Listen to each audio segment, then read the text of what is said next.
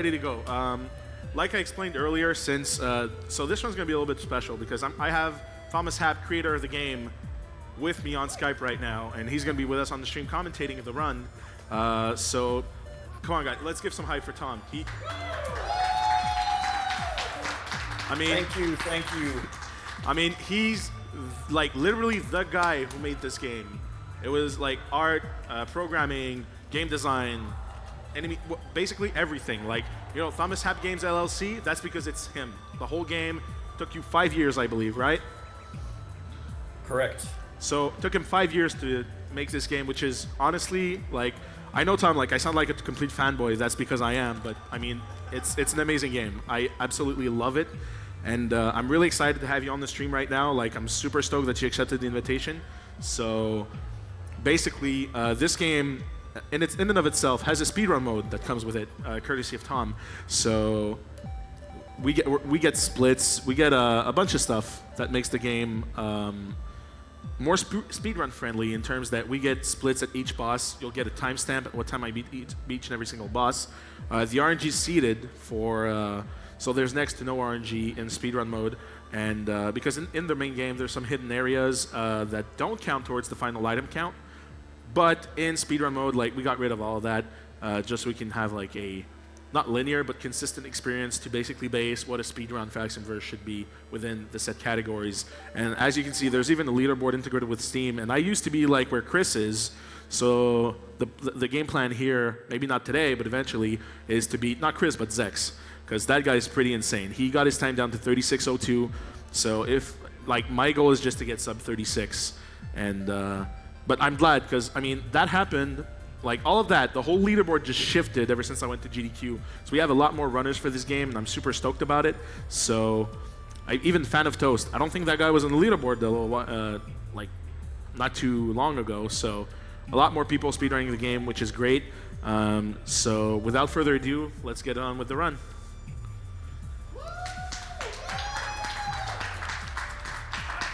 Are you ready, Tom? I'm ready. Would you do us the honor of counting down? 3, 2, 1, go. On go, we start. All right, 3, 2, 1, go.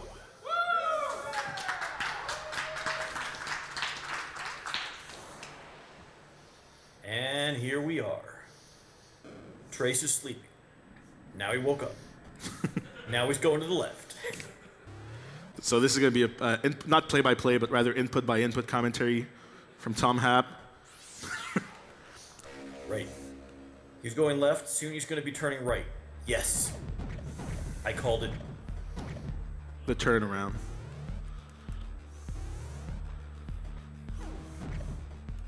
So for me, the game's a bit choppy because of the Skype thing, I think. So...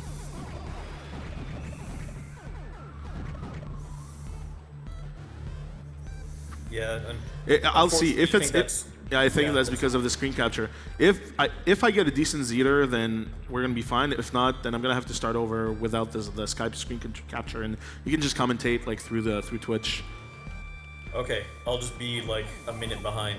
Not even, like 10 seconds. 10 seconds. So here, what I do is I damage boost through the nest because they're basically damage sponges, so they make us waste a lot of time. This one, though, there's no consistent, like, fast damage boost that's going to boost me to the right. So... But basically, you're trying to get it so that they damage you on the backside exactly. of the character sprite so that it pushes him towards the right, or whatever direction you want to go in. I think, you know what, I think I'm just going to try the run as is. In worst case, like, I'll just turn it off when I do a save warp. Worst case scenario.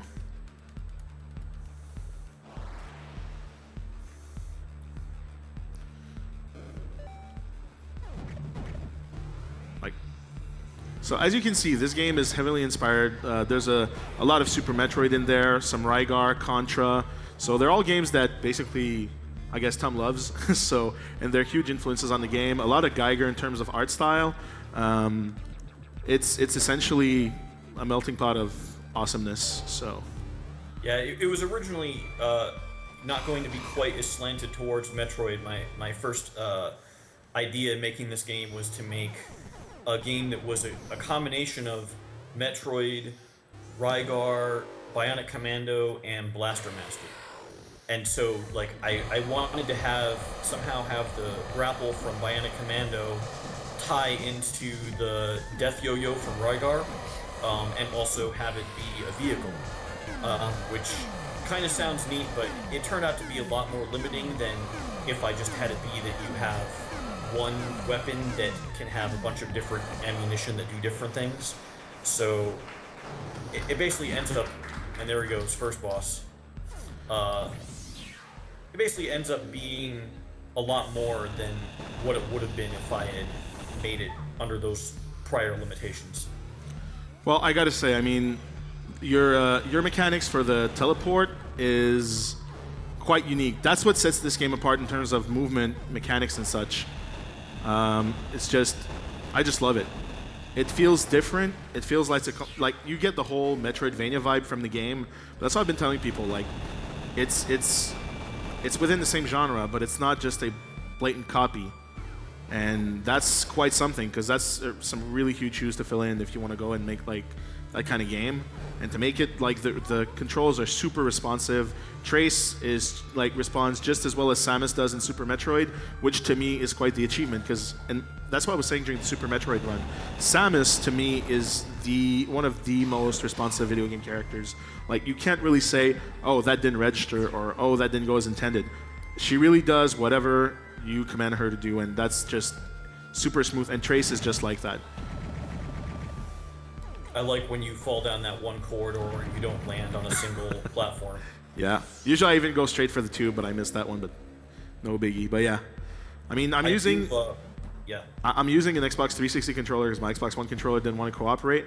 So the D-pad is quite different. You'll see me do some janky movements sometimes.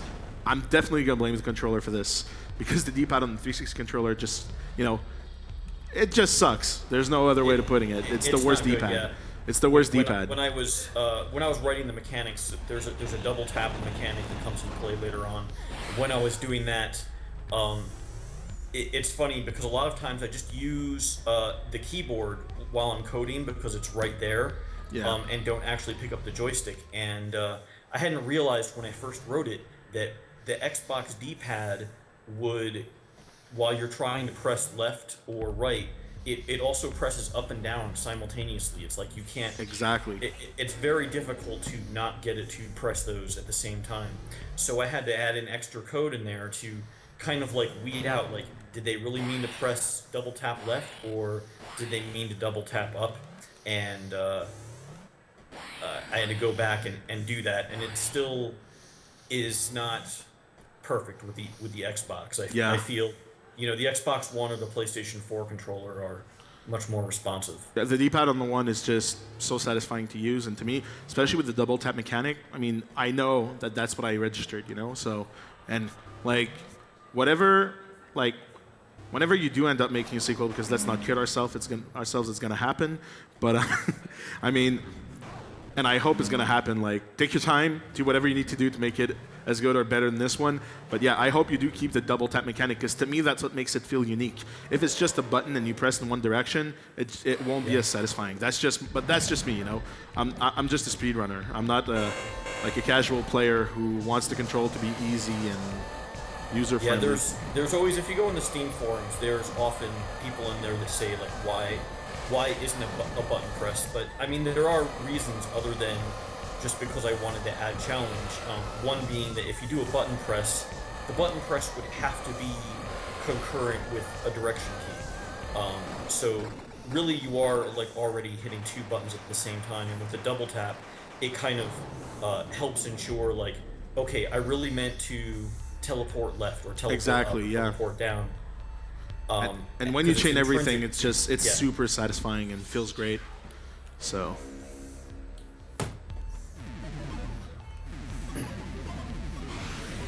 So yeah, you saw he just damage boost right through that boss. You might think I did that. I'm bad at programming bosses, but that was one of the few instances where I actually was like, this would be totally something I would want to happen if I were 8 years old again and playing this game on the NES. So I'm gonna leave that in there. So we're getting minimal upgrades. It's not low percent where I'm aiming for the least amount of items. I'm gonna go for some extra ones just for marathon safety purposes. But as you can see, I'm gonna be pretty weak at the end boss because I'm just skipping right through the, I'd say maybe 80% of the game, if not, more. So I'm not gonna be as powerful as intended when the game was designed when I reach a final boss. Right, and even before then, like once you get up to the Eden area, by then, like, creatures that were not meant to be powerful are actually, they take a big chunk of your health compared to what you would get if you played the game the linear fashion. Yeah, most definitely, and that's the thing. It just adds to the challenge.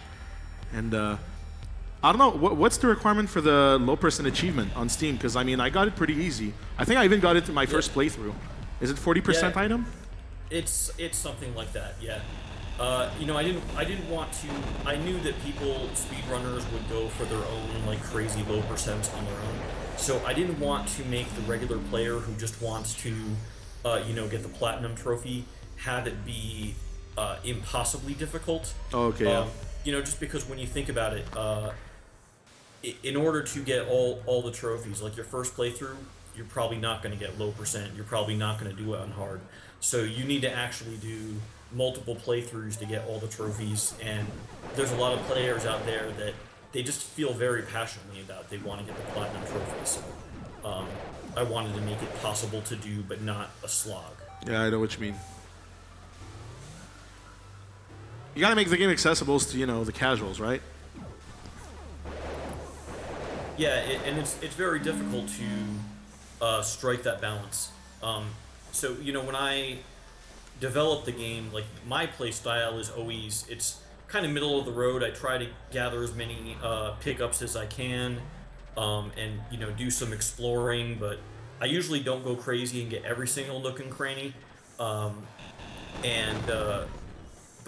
I'm aware that there's other players that, like, they like everything. They like the difficulty cramped up, or there's players that, like speedrunners, they just want to go as fast as they can. So it's a tricky balance. Especially, I don't see too many people speedrunning hard mode. Hard mode is basically, increases the health of enemies and the damage they do to you. And I did most of my playtesting in normal mode and tried to make speedrun kind of like a percentage, or not speedrun, hard difficulty be a percentage more difficult, just so that it would be linear. Like, I wouldn't have to repeatedly play hard mode to make sure that still worked with every tweak. But even then, like, you run into problems where, like, some things are too hard and you just totally didn't expect that to happen. Yeah. Well, I mean, that's the thing. Hard mode is always like, I'd say, like, a lot of games where hard mode feels like an afterthought. Look, we'll just put that constant and just up the ante on the difficulty, so that players get an additional challenge with the second playthrough, and that's fine. I mean, there's nothing wrong with that. But there are other games where you play hard mode, it feels like an entirely different game. That's true. Yeah, and I know. You can make arguments either way, and I sort of feel like I don't want the players who decided to play in normal or easy to get shortchanged and have like the inferior game. So that was my thought in doing it that way. So here, basically, what I missed is, with this controller, it's super hard to do, but basically, I can get the first cycle on there and not wait for the enemy to come back, because one main mechanic of this game, and I think we should talk about it, is the address disruptor, which is the white beam I'm using here. There are 2 levels to it. Now it's blue, it's going to turn red when I get the upgrade, but essentially all enemies have an alternate property that, once corrupted, gets activated. For these guys, they shoot the red beam, and they're out there to kill you when they got the red beam on. If I corrupt them, it becomes a blue beam that actually destroys some tiles within the game and opens, like, I would say, alternate routes or secret areas. So, and that's just one of the properties. Each enemy has its own thing. To beat the game 100%, there's even a part in Eribu, the first area of the game, where you have to corrupt a certain enemy to get one of the health upgrades. And I thought that was pretty clever, by the way. I'm actually trying to remember which enemy it was that you. One of the slugs that just drag on the ground. You have to corrupt it, kill it, then you get a health upgrade from it. Right. Yeah. And those actually appear in multiple areas, so that health upgrade, depending on how you play the game, could happen at any point. Oh, okay. Because me, I always got it there, so.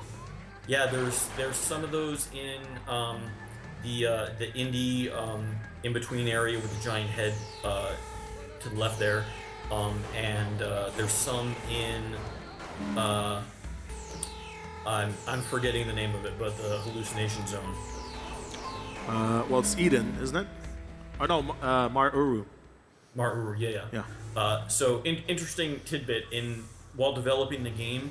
I just numbered the areas, area 1 through 9. So in my head, I'm always translating between like area 6 and Maru. And sometimes I totally forget what the real name is. So I'm just going safe because I'm trying to farm some health. Because I got hit real hard by those enemies in that one room before, so. Alright, so we have a few donations that came in. $20 from Mimi Sima. Yeah, up here there's a guy that I think drops a bunch of health. Yep. I don't know, can you hear the announcer? No, you can't. I can sort of hear. Okay. Hold on, we're going to read some donations, basically. Okay, so from Mimi Simon, we have $20. Thanks from all the animals and from PETA. And also we have $20 from Pierre-André Morin, who says, thanks for the stream and thanks for all the runs from the runners. You guys are great. Well, thank you guys for the donations. Really appreciate it. Thank you. Let's get some hype. So now I'm against Uruku, and I'm just going to quote Arnold and say ugly mother, because he's just not pretty to look at. You'll notice Yes? A lot of stuff I'm doing just like really safe, because with this controller I can go crazy with the input, like everything I need to do like slower. And also the fact that the game's lagging because of the screen capture makes everything a little bit off, but like so long as I don't die, I mean I don't mind. There you go. So that was a Roku. So what we did is awesome. Yeah, I mean, because those platforms are intended, when you come back from, I'll explain as I come back because you guys will see it. But now what I'm going to go get is the lab coat, which is the first movement upgrade you get in the game. What this allows me to do is I double tap in any given direction and just hold the directions I want to go through, and it allows me to glitch through one tile wide. And so that's what we're going to use to get out of this big room.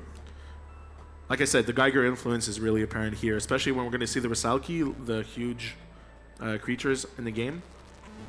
You'll see it's pretty crazy. So here, that platform that was in there, I'm not supposed to use it during the boss fight. It was meant for on my way back to not get damaged, but I don't have time for that, so I'm just going to get damaged. But so I use that platform during the boss fight to basically just go out of range and cheese it basically. And now I was crouching. That's what I meant. Like the 360 D-pad is just god awful. Thank you, Microsoft, for revising the D-pad on the Xbox One controller. It's pretty good. Yeah, it's and you'll be able to play the whole game with that when either if you play it on PC or when the Xbox One version comes out. So that's true. We're going to be at PAX East this weekend coming up, and we plan to have an Xbox One and a Wii U version of the game to play. So I might make it to PAX East if you still want me to run the game at your booth.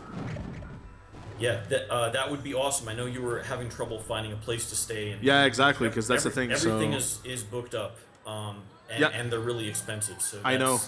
That's the main issue. Worst case, I'll sleep on the floor. It's not like I haven't done it before. I'm a LAN party guy. I don't care. Give me a keyboard. I don't need your pillow.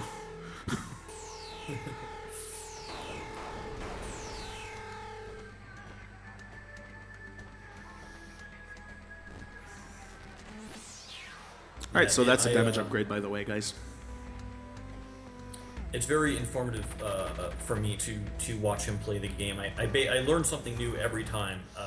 Even just getting up to the boss, I saw him jump past the steam vents in a different way. I always go the left-hand side, and he went up the right-hand side and avoided getting hit and did it faster. So, you know, And actually, you know, that room that you're talking about, as soon as I go, like, after the purple corridor, right? That's what you mean? Right. Before going Yes. for Uruku. Well, that, I'm supposed to jump right out the door. It's a pixel-perfect jump, but I can actually make it to the ledge. And the enemy, the lungers, I call them, they lunge over me as I'm jumping towards the platform, so I can do it in one swift motion instead of going and then, you know, going all the way around. So, by the way, we're almost. I use save warp a lot in this game. It's part of the run. I exit back to the speedrun menu, and essentially what I do is, you know, I just go back to the save point, because this game, when you die or when you exit the game, it keeps the save point registered, but you don't lose your progress. So all the upgrades you've collected, all the bosses you've killed, it's all still within your game save. So we use them as teleport points. Now, you'll notice I didn't use any save points so far because I'm going to use the initial save point where I started the game as my initial save warp. So that way, I don't need the grappled. I don't need a load of items that I'm going to skip through. Come on. There you go. So I'm on my way there. And that item is the address disruptor 2, which is what I need to get into not Eden, but Maru, which is hallucination section. Right, and he's skipping a whole boss here. There's a boss fight that he could have gone to. Yeah, Gertab. Right, it's a scorpion boss. There's a whole little dungeon that it's in, and another area, you know, behind that where you climb up a mountain to get a grappling hook, and that's all bypassed with this. All right, almost there. Is your booth going to be running Friday through Sunday at PAX? Yes. Okay, because I might only make it either late Friday or Saturday. I'm not sure yet. So, by the way, I got the drone upgrade. Is the one I got. It's kind of this game's answer to the morph ball, I guess, at first. So, but that's what I'm saying. Like, you can make comparisons, but they're really different in the way they approach power-ups and upgrades. Right. And a lot of people say immediately they'll be like, "Oh, the drone is just the morph ball." But it actually, the way I was thinking of it in my head was actually more of Blaster Master, because Blaster Master had this mechanic where you're a car and you can exit the car as a little dude, and that guy can go on his own adventures.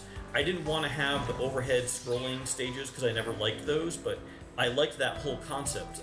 Yeah. And I wanted to figure out how I could do that, and that's where the drone comes from. Yeah, exactly. But that's the thing. I mean, I'm saying morph ball, but then you get the drone upgrades where you can teleport to the drone's location, which is coming up in about 10 minutes, I'd say. And after that, you get the ability to launch the drone even further. And after that, well, and starting from there, I just start, you know, flying all over the place because there's a glitch, which I learned Tom actually found out during development. He left it there for speedrunners. There's a cooldown. You cannot launch the drone infinitely, like repeatedly, so to say. There's a cooldown. But if you tap the address disruptor, the red beam, you just tap it. It cancels the cooldown. So that way, I can actually just reset the cooldown and drone, just keep going crazy and relaunching it. Speedrunners figured that out. I actually didn't know that until the game was released and people had been running it enough to find all the ins and outs. Yeah. But when he gets this thing, it's basically, it looks like magic what he does. It's far from what it looks like when a normal player does it. So for reference, I think my best speed run I've done myself was like 2 hours and 20 minutes.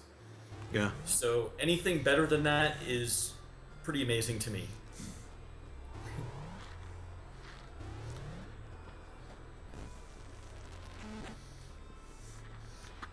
I mean, I know you're posting like test stuff on Twitter and everything. Like, are you? I mean, obviously Dan's gonna hate me for asking that question, but are you actually working on Axiom 2? Like, is that something that's in your projects or in the works? Like, is it happening at some point?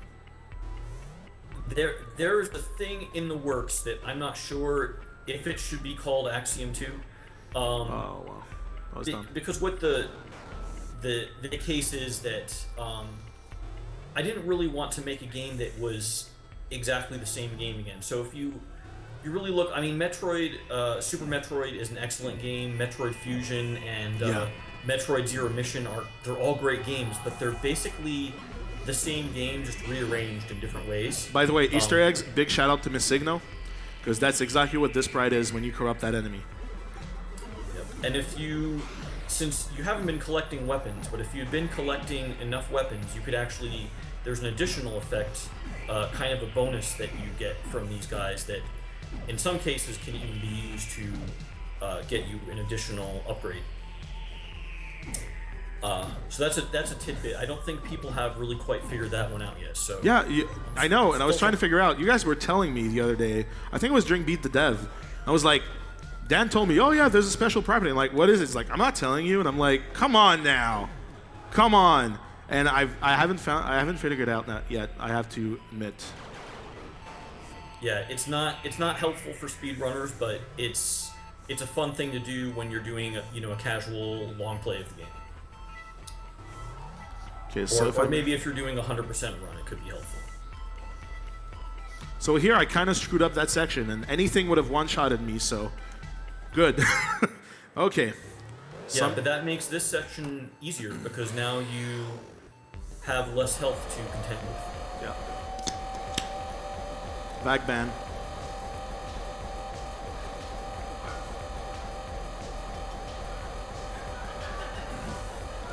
What up, guys? You guys hype? I can't see the stream. Are you chugging down a beer? Rockstar. We can't have alcohol in the venue where we are. That's probably for the best. We're like, if I come to PAX, we're having like a beer or 100. Like.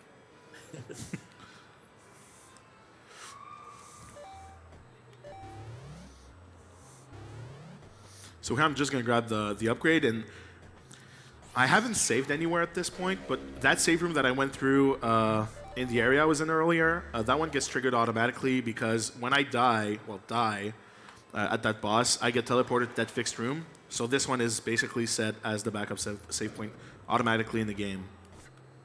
Yeah, and the reason for that, it's kind of kludgy, but it's basically because in the storyline mode of the game, the character is going through this illness, and the screen starts waving around, and he's hallucinating.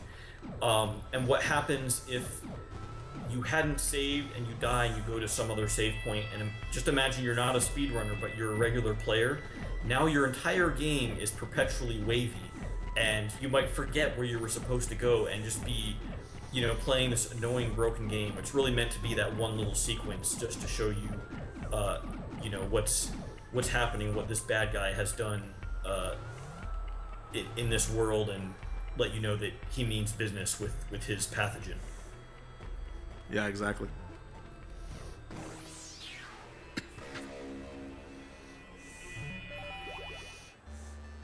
So here I got the trench coat, which is the second movement upgrade in the game. Now, my ability to glitch through single tile walls becomes a 2 tile wide dash teleport. So you're gonna hear that sound effect quite a lot.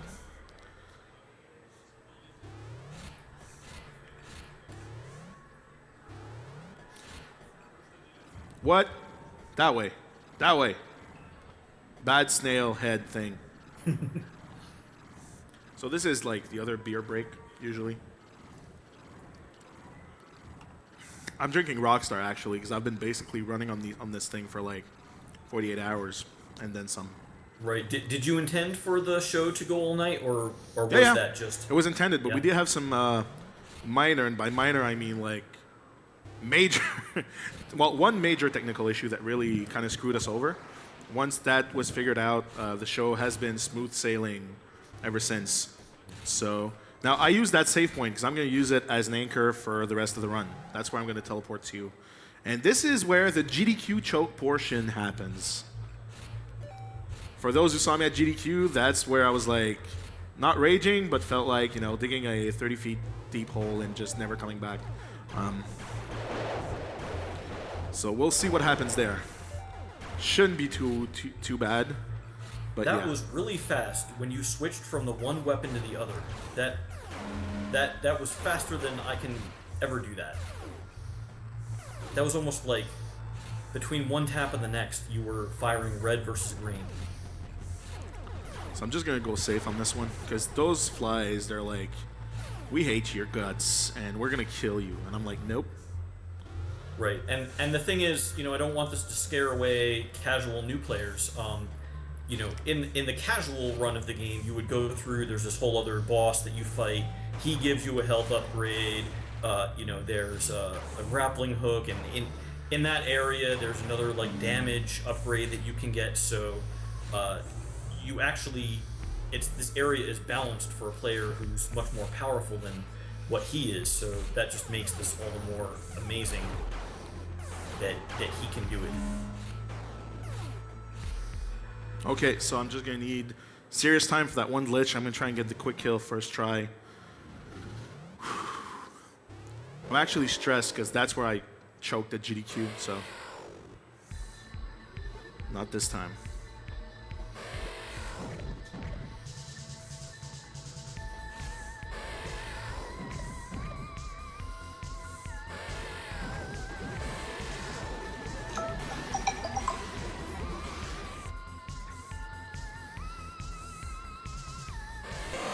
First skill. Yeah!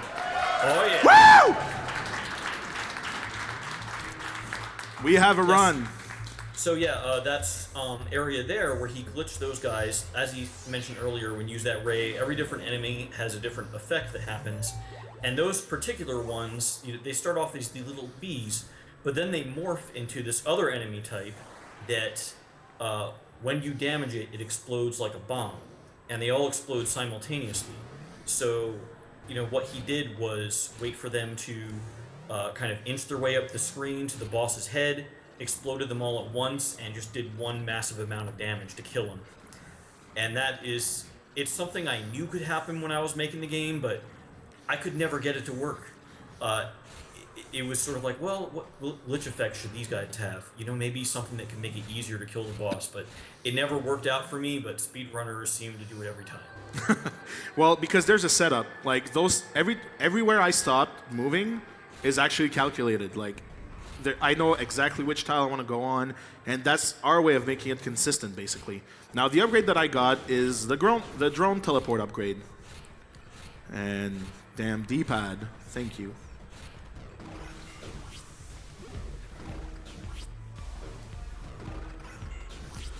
All right, so we have a few more donations again. Oh!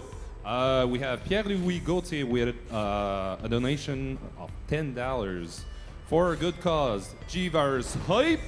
Hype! And we also have $10 from Jean-Pierre Gravel. Sub G. Sub GP!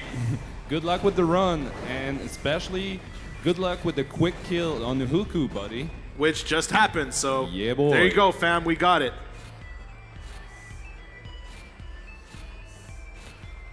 So yeah, so I'm about to get the advanced drone launch, which is gonna allow me to throw the drone much farther than what I can right now. I love how you do this in the order that you do. Like, in a normal playthrough, you would get this drone launch, probably about halfway through the whole game. But exactly. you reverse the order, so you have this after you got the teleport. Yeah, exactly. I find that so No, intriguing. It makes me so happy to know that the game can be played different ways like that. I'm actually glad I got the quick kill, because I was feeling bad at GDQ for just screwing over like that. Like, feels good. Like,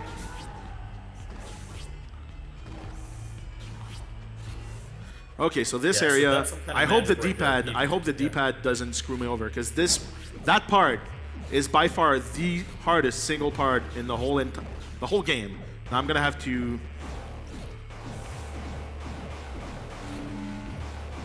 farm for health here, which usually I don't do, but marathon safety and all. Yeah, there's a glitch bomb that you can get that he also bypassed in this run, and basically what it does is bomb the whole screen and then some, and it turns all the enemies into their glitched form. Yeah, it's kind of like the Address Disruptor 3, I would call it, under the form of a power bomb. Right, and one of the things you What? what's going on? Dude, I went through the map. Like, this literally never... What? What? Okay. Okay, like, what the hell? I'm gonna have to highlight this shit, because that's just straight out, like, new glitch. That could be a skip for that room, really. This never happened, right? No, it literally did never happen. This might be, this might actually be capture induced because your frame rate went down, right? So what I'm thinking might have happened was the collision, instead of getting to run, 60 frames a second, Oh, damn. running 30 frames a second. Oh, hold on, Tom, hold on. Needs to concentrate. If you can glitch these guys, they will leave you alone.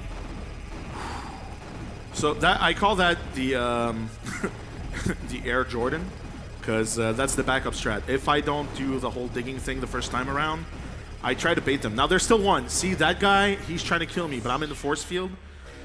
So I got to time myself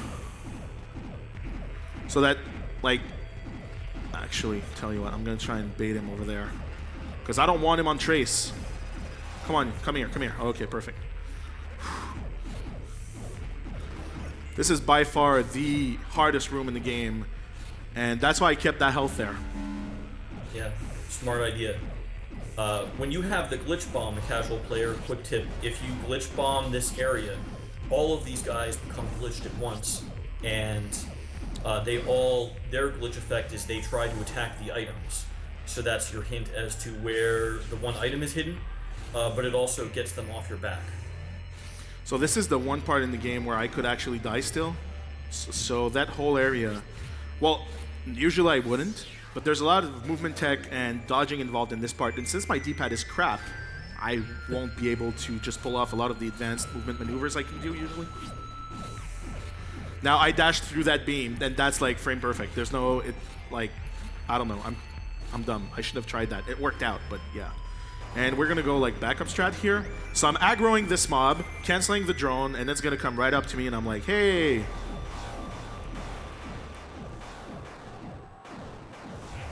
And I noticed since the frame rate is down, the timing for me to be able to just use rapid fire on all the weapons, it's all off. So.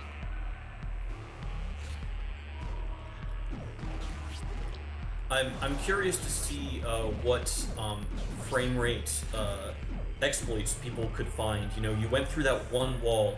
Where is there a place where you might be able to go through? Oh, trust me, it's gonna be documented, and like I think this is. It doesn't like I know a lot of people don't get it. This is actually huge. This could be like it could open up stupid. Like I think we could lower low percent with that technique if we can actually replicate it in other areas. We could go lower than 9%. Well, 10%. 9% was on the PS4 version before you patched it out with the drill glitch. Right. Yeah. That was pretty early on. Yeah, exactly. Yeah, I try not to patch things that would only affect speedrunners. I try to patch things that could potentially break the game for a regular player. Yeah. No, I know, right. And that's really I love the fact that you think of us at all, like when you're just fixing stuff. It's pretty amazing.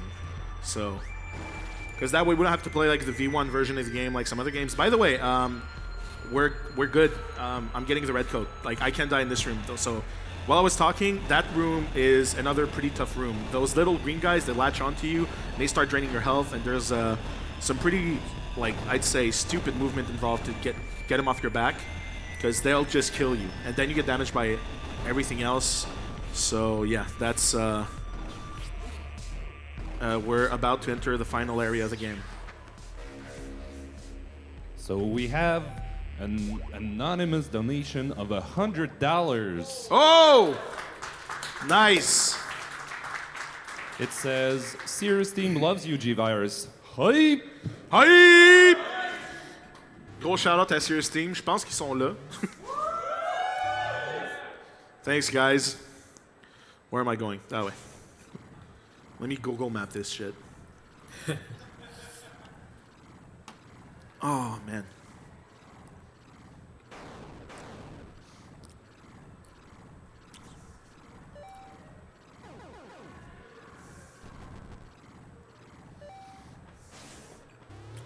Okay. So now we're back to transit, and we're going back to the hallucination portion, but I'm going to go through an entirely different room that I didn't show you guys before. And it's going to allow me to skip the whole hallucination part. Well, without the effect, but that whole part that I did. So, and it's in this room.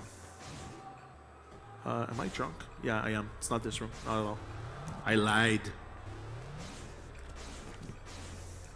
Sorry, it's been a while since you've speedrun this, hasn't it? I haven't played the game in 2 months. I meant to practice before the event, but too busy. It was cute that I thought I could practice the game and organize this thing. Yeah, so this is going to be pretty tough with the D-pad because I need to trigger the bot and then dash teleport. So that's going to be hell. All right, now the fun part. I got to chain this thing for like 8 stories long, and that allows me to skip the whole portion. There we go. Second try, really not bad. So.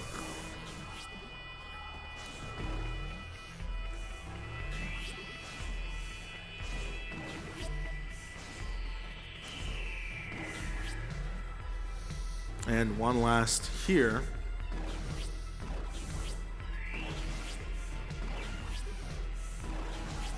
It's really I don't know, upwards tap does not work too well for. Yeah, it's probably registering left and right as it's doing it, and I'm just gonna go like that because I can do it. It's not a lot longer. And this is the last section of the game. This is Axiom Verge is what it is. It's super hard. It's not forgiving. Those guys, I hate their guts. I'm probably gonna use the save point because I don't want to risk it. This one up here. Just want to kill this guy. So now I can just lock my position, control, because basically they replicate my movement inputs, and they shoot when I shoot. So I just want to kill him so that on my way back, they're not there. I'm going to use this just for marathon safety. It's probably, like, if I don't die at this point, we're looking at a sub 42 run, which is actually, it's still good. It's still a really good run.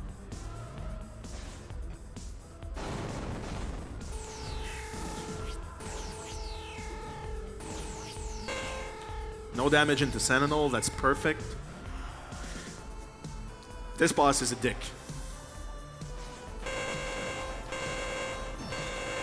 So, early on, he mentioned that speedrun mode attempts to remove RNG.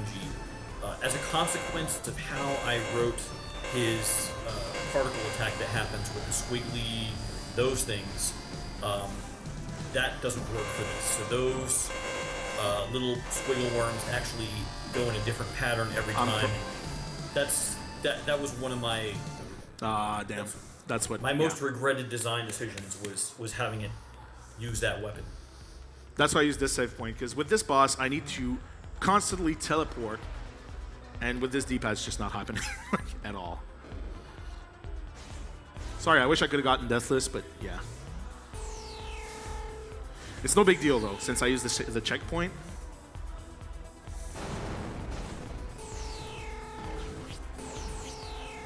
The speedrun timer of this game continues recording even though you die, so it isn't like it records the time that you saved and then you go back and now you're at that time. It actually keeps going. Okay, so these guys, I'm actually going to keep them as a safe strat. You'll see why in a couple of minutes. Because Sentinel, and actually, if you can tell me why after that, it's the only boss that you can actually go out of the room, then go back in, and it's going to stay at its current state in terms of health. I think it's been a while, but I think my thought was that Sentinel and the Zeter variant that you come across later, they're not full bosses. What? Like when I teleported left, that was not supposed to happen. Oh. I'm my kingdom for an Xbox One controller right now that works.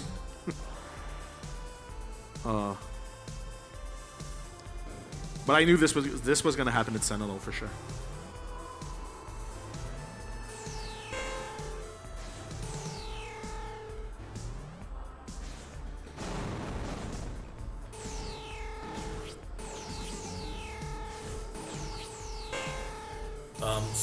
Some players actually prefer using the analog stick on the Xbox because Yeah. it's actually more.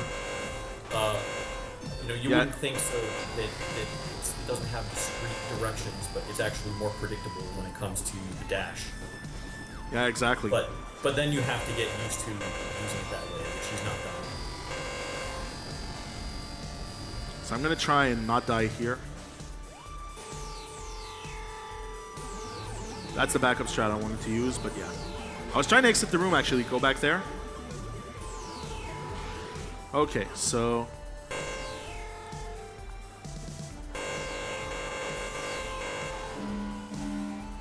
And now I'm just going to, because if I lock my position, then they're just moving, and I'm not.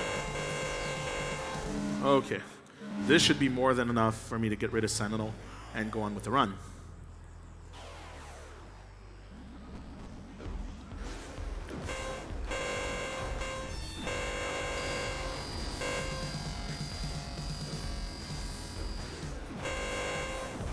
And we got it. Perfect. And it really sucks because, I mean, it looks way harder than it actually is. Now it's a pretty easy boss.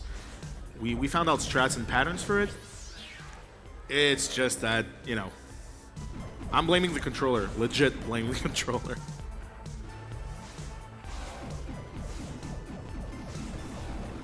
Wow. The drone just stopped on the ledge there. I would try to do that, and I probably wouldn't be able to. All right. And we're on the final stretch to the final boss.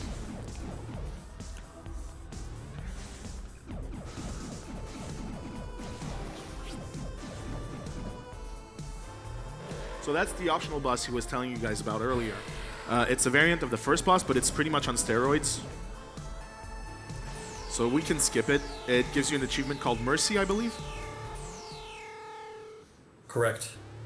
Yeah, he's, in fiction-wise, you skip all of the story when you do speedrun mode, but all of these guys are basically, they've been corrupted into monsters. They were originally human beings, and the idea is, you didn't have to kill him, so it's a mercy. You know that Trace would have definitely kicked his ass if he had to. No, mercy is when you kill him, not when you don't. Or is it? It's when you don't kill him. Oh, Yeah. really? I'm trying to dodge these guys, but whatever. But yeah, it would be more merciful to kill him, probably. Yeah, that's what I think. You think about it, he spends his life trapped in that one room. He's too big to fit through the door. Yeah, pretty much. How did he get there?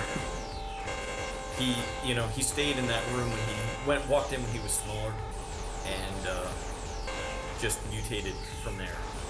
Pretty much, yeah. Like,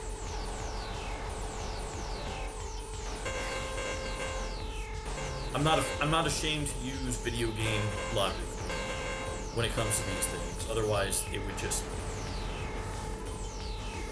I would have to make doorways for all the bosses and be like, okay, this is how he gets his food. Could you imagine what that would be like? yeah.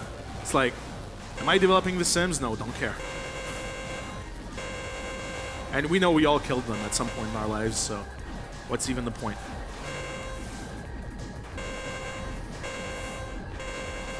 I'm getting rid of those guys for the final wave.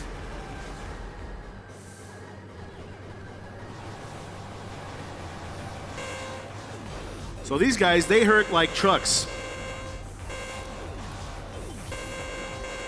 But one of them has an elf drop that I just got, and I'm just going to call it. The run is good. It's done. There we go. So you'll see there's going to be like, wait for it, because that guy's not dead. Once I PB'd, I was going to take third place back then, and I died. I got killed by the Sentinels before this happened. Right before that. And my controller just flew like an eagle. And time's going to be on the fade to black. And time. There we go. So, ladies and gentlemen, that's Axiom Verge by Tom Happ. So, usually I'd say regular playthrough of this game. In my experience, it took me about 7 hours to complete the game on my first playthrough. And then when I went back for 100%, it took me an extra 3 hours. Although I didn't explore everything on my first playthrough. And when I got to 100%, there's a lot of stuff that I had figured out because I was speedrunning it. So I don't know, I'd say it's anywhere between 9 and 13 hours to beat the game, any percent, 100% in the casual playthrough. And yeah, so those stats, as you can see, they appear at the end of the game. So with the leaderboard and everything, that's what makes this game so cool for speedrunning. The tech is amazing. The game actually has tools that basically... there are some incentives for people to actually speedrun this game. So that's really good. And I mean, if you're listening, if you like Metroidvanias, if you like platformers and a good challenge, you should definitely check out the Axiom Verge because it's one hell of a game. And Tom is one hell of a guy, and he just made this. That's like one person. What you saw, it's one person over 5 years, which is pretty amazing. Because you see like AAA studios, like, I don't know, Warner Brother Games, who can get their shit together and sell me a game $80 and can give me DLC, and I get like 10 hours out of their game. This game I clocked over 300 hours for like 21 Canadian bucks. So Tom, what you did is nothing short of a masterpiece. It's absolutely amazing. Thank you for this game, and thank you for being with us. Like, I really appreciate it, and it's something quite special. Thank you, guys.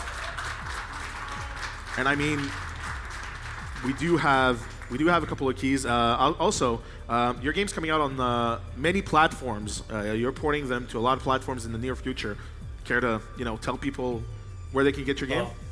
Right. Yeah. So currently it's on PC. This is the one for his run. It's on PS4, and on Tuesday, that's the 19th, it's coming out for PlayStation Vita. The cool thing about that is that the Vita is cross-buy with the PlayStation 4. So if you already had one, you get the other. And if you get the Vita one, you'll get the PlayStation 4 one. So that's in the near future. And then a little bit further down the line, we've got an Xbox One and Wii U port coming up. So, but I think GVirus was about to tell you about the keys. Yep, because we got a couple of Vita keys to give away, and we have, I believe, 5 keys for the PC version of the game to give away. So we're going to be doing that, and also, what else? Like, there's, I'm really satisfied with the run. I'll keep you posted, Tom, for PAX for the next weekend. The main thing, I got to figure out my job thing because I got to take another weekend off. So that's basically the last thing I need to know before I can commit to come to your booth and speedrun the whole weekend.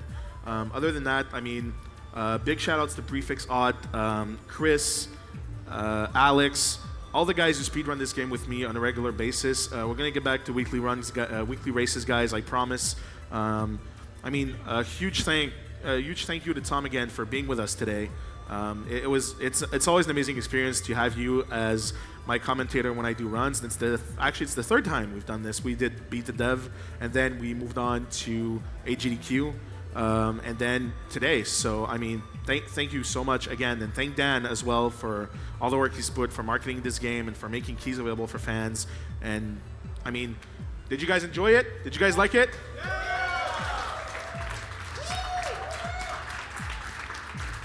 And so check out the game, even if it's just for casual play. It's amazing. For speedrunning, it's just as good. It's even, like, in my opinion, it's one of my favorite speed games out there right now. So definitely check it out. And one more round of applause for Tom Happ, guys. Come on. Oh, thank you so much. And you're an amazing guy. I'm really looking forward to trading beers with you next weekend. All right, awesome. I hope to see you there. If not, next speed run. For sure. See you next mission. All right. Thanks, Tom. Thank you.